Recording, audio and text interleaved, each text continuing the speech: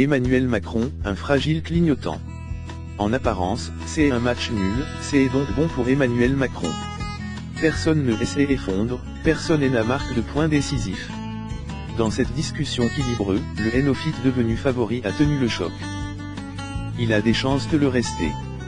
Pourtant le débat de TF1, lundi soir, a aussi révélé des zones de fragilité, chez Macron comme chez les autres. Sur la forme, vieux briscard des joutes politiques, Le Pen et Mélenchon ont livré les prestations les plus marquantes, parlant haut, martelant les formules.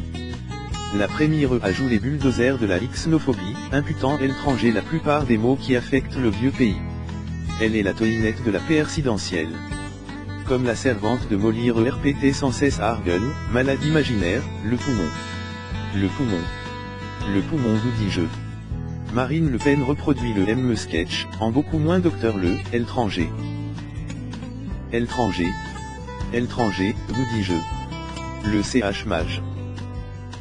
Étranger. Le terrorisme.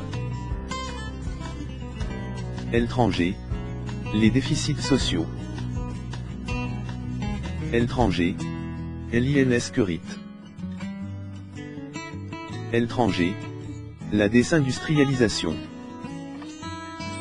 Les produits étrangers. La crise agricole.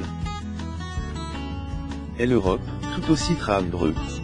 On lui parlerait de la scarlatine que elle dirait aux cités, étrangers. Et qu'elle rêve de moins d'étrangers. Le poumon, vous dis-je. Marine Le Pen est un M de saint de Molière regard en politique. Jean-Luc Mélenchon a été plus habile. Le ton rogue que il affectionne S&M teint de bonhomie. Il choquait, il a fait rire. Un point de marque. Reste croire ses propositions, dispendieuses en diable. C'est une autre affaire. François Fillon, côte-le force DTR discret, ajoute la présidentielle, ce qui n'est pas un mauvais calcul. Il est le seul incarné le président old school ADAPLAVE. C'est ainsi qu'il a pris tout le monde de vitesse lors de la primaire, comme un pistard qui musarde en haut de l'arne avant de plonger pour le sprint final. Il rejoue la même course, qu'il peut encore gagner. Benoît Hamon a TPRC, convaincu, assure, lui aussi parie sur la sobriété, qui aime la CRDBili. Il peut progresser. Reste Emmanuel Macron, donc, face des concurrents qui demeurent redoutables. Il a joué les Saint-Sébastien souriant, percle de droite et de gauche, content de servir de cible. Il a réplique avec vivacie, meilleur dans la défense que dans l'attaque. Mais on sent aussi un flou volontaire, destin rassuré ses soutiens disparates. Un télo débarque en politique, Macron garde un penchant pour les phrases sonores et un peu creuses. Il est bon de garder en tête les grandes lignes d'un projet. Les généralités sont leurs vertus. Mais elles peuvent aussi servir d'aiderons pour éviter de déplaire. Tout comme ce dosage d'apothicaire entre mesures de droite et propositions de gauche, fait au trébuché en portions rigoureusement égales.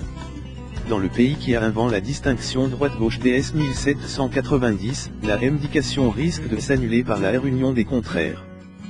Le vocabulaire politique frané emporte la trace. Sous la révolution, on parlait du marais. Ensuite du juste milieu ou du centre mou. Quand on souffle le chaud et le froid, on évite de droite et de gauche, Macron est un clignotant, alternativement rose et bleu. Il lui faudrait devenir phare. Il cherche contenter tout le monde, mais son assise, ce sont les sondages. Qu'il vienne réfléchir et tout le monde lui tombera dessus.